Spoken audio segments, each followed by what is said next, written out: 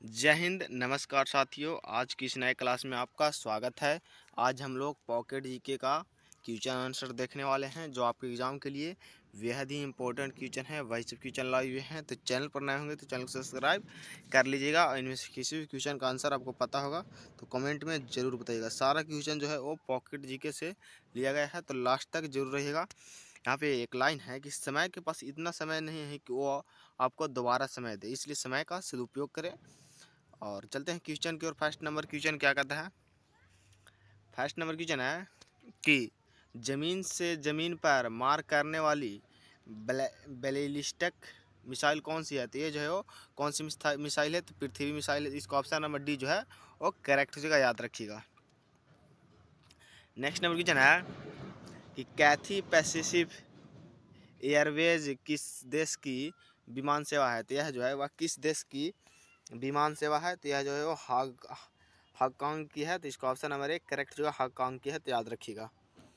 Next number question को चलते हैं। नेक्स्ट नंबर क्वेश्चन है कि विश्व प्रेस स्वतंत्रता दिवस कब मनाया जाता है? तो विश्व प्रेस स्वतंत्रता दिवस जो है वह कब मनाया जाता है? तो यह जो है वो 3 मई को मनाया जाता है। तो इसका ऑप्शन नंबर बी जो है वो करेक्ट जो है विश्व प्रेस स्वतंत्रता दिवस 3 मई को मनाया जाता है, तो याद रखिएगा। सारा क्वेश्चन मोस्ट इंपॉर्टेंट क्वेश्चन है, तो लास्ट तक जरूर रहिएगा। नेक्स्ट नंबर क्वेश्चन है कि भारत की संचित निधि किस अनुच्छेद से संबंधित है? भारत की संचित निधि जो है वह किस अनुच्छेद से संबंधित है? तो यह जो है वह किस अनुच्छेद से संबंधित है? तो ये जो 266 अनुच्छेद से संबंधित है। अनुच्छेद की इंग्लिश में जो है वो आर्टिकल कहते हैं, ये भी याद रखिएगा।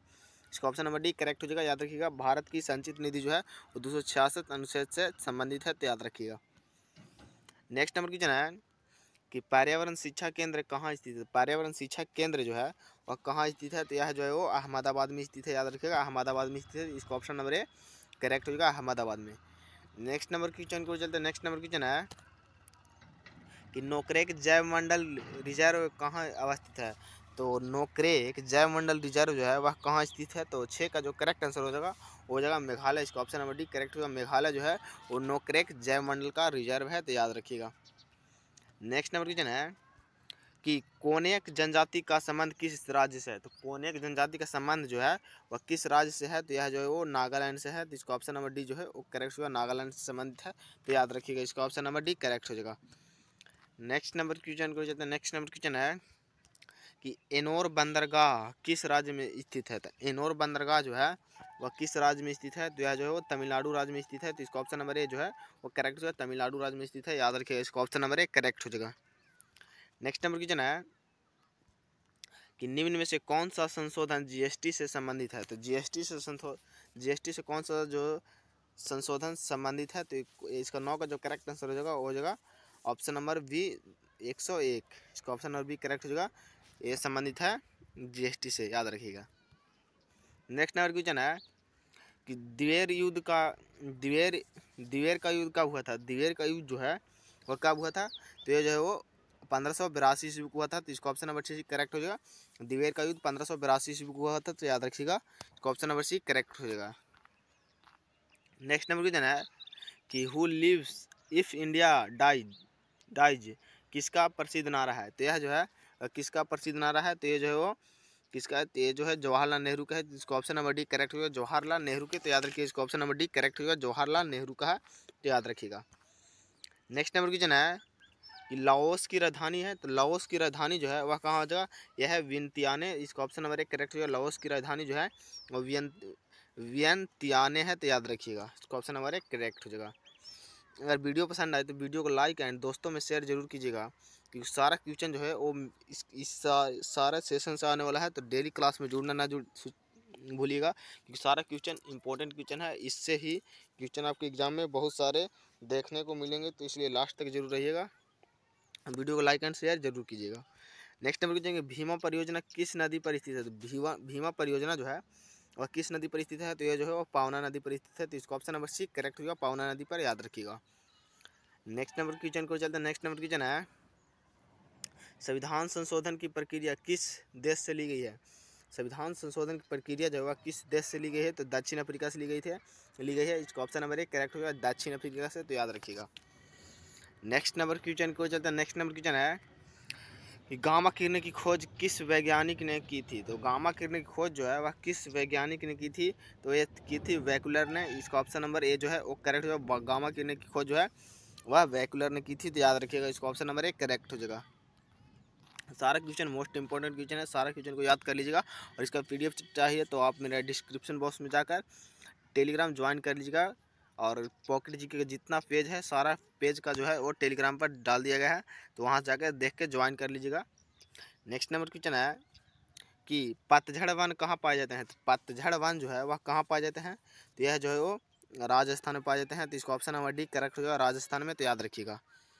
नेक्स्ट नंबर क्वेश्चन है कि वन्यजीव संरक्षण अधिनियम कब लागू किया गया।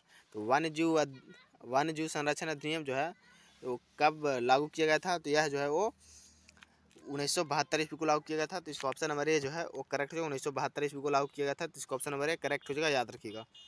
नेक्स्ट नंबर क्वेश्चन है कि राजाजी राष्ट्रीय उद्यान कहाँ स्थित है। तो राजाजी राष्ट्रीय उद्यान जो है वह उत्तराखंड में स्थित है, तो इसका ऑप्शन नंबर ए जो है वो करेक्ट जो उत्तराखंड में स्थित है, तो याद रखिएगा इसका ऑप्शन नंबर ए करेक्ट हो जाएगा। नेक्स्ट नंबर क्वेश्चन है कि 1024 बाइट कितने किलो बाइट के बराबर होता है। 1024 बाइट जो है वह कितने किलो बाइट के बराबर होता है, ये जो है वो 1 KB के बराबर होता है, तो इसका ऑप्शन नंबर ए करेक्ट हो जाएगा, 1 KB के बराबर होता है, तो याद रखिएगा। नेक्स्ट नंबर क्वेश्चन है कि शून्यवाद का संबंध किससे है। शून्यवाद का संबंध जो है वह किससे हो जाएगा, तो 20 का जो करेक्ट आंसर है हो जाएगा नागार्जुन से संबंधित है, तो इसका ऑप्शन नंबर बी करेक्ट होगा, याद रखिएगा। ये इंपॉर्टेंट क्वेश्चन है, ये क्वेश्चन याद कर लीजिएगा। नेक्स्ट नंबर क्वेश्चन है कि निम्न में से कौन समान पूर्व मरने के अधिकार के लिए कानून ढांचा बनाने वाला पहला राज्य बन गया है, तो वो जो है वो कर्नाटक है, याद रखिए कर्नाटक, इसका ऑप्शन नंबर बी करेक्ट हो जाएगा, कर्नाटक। नेक्स्ट नंबर क्वेश्चन है कि हाल ही में आयोजित ICC अंडर-19 महिला T20 वर्ल्ड कप किसने जीता था, तो ये जो है वो हमारा देश भारत जीता था, तो इसका ऑप्शन नंबर सी करेक्ट होगा, इंडिया ने जीता था, तो याद रखिएगा। नेक्स्ट नंबर क्वेश्चन है कि 2 या अधिक राज्यों के लिए एक सामान्य उच्च न्यायालय की स्थापना किस अनुच्छेद से संबंधित है। यह जो है वह किस अनुच्छेद से संबंधित हो जाएगा, तो ये हो जाएगा अनुच्छेद 231 से, तो इसका ऑप्शन नंबर डी करेक्ट होगा, अनुच्छेद 231 से संबंधित है, आर्टिकल 231।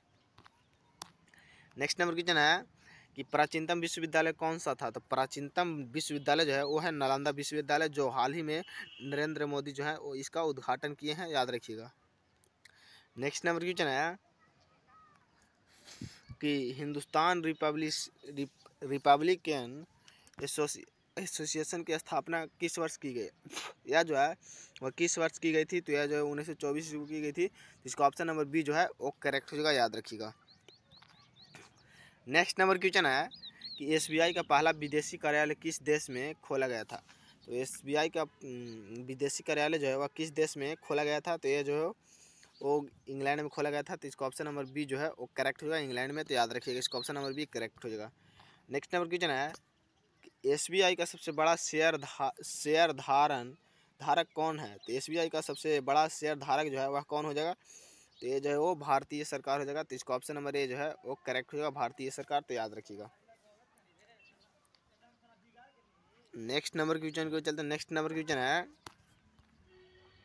कि SBI डिजिटल बैंक प्लेटफॉर्म कौन सा है, तो ये जो है वो योनो हो जाएगा, इसका ऑप्शन नंबर ए जो है वो करेक्ट होगा।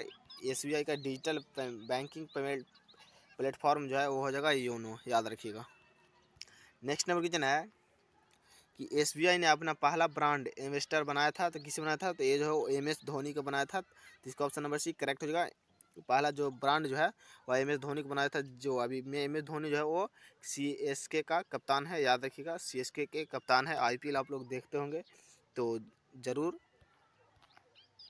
नेक्स्ट नंबर क्वेश्चन है कि SBI किस प्रकार का बैंक है, तो SBI बैंक जो है वो सार्वजनिक क्षेत्र बैंक है, याद रखिएगा, सार्वजनिक क्षेत्र बैंक है, तो इसका ऑप्शन नंबर बी जो है वो करेक्ट हो जाएगा, सार्वजनिक क्षेत्र बैंक है, तो याद रखिएगा। तो जय हिंद दोस्तों, आज हम लोग टॉप 30 क्वेश्चन देखे जो आपके एग्जाम के लिए वेरी इंपॉर्टेंट क्वेश्चन है, वही सब क्वेश्चन लाए हुए थे। तो चैनल पर नए हो चैनल को सब्सक्राइब कर लीजिएगा, और 30 में से कितना क्वेश्चन आपको पहले से याद था तो कमेंट में जरूर बता दीजिएगा। तो मिलते हैं अगले क्लास में, तब तक के लिए जय हिंद जय भारत।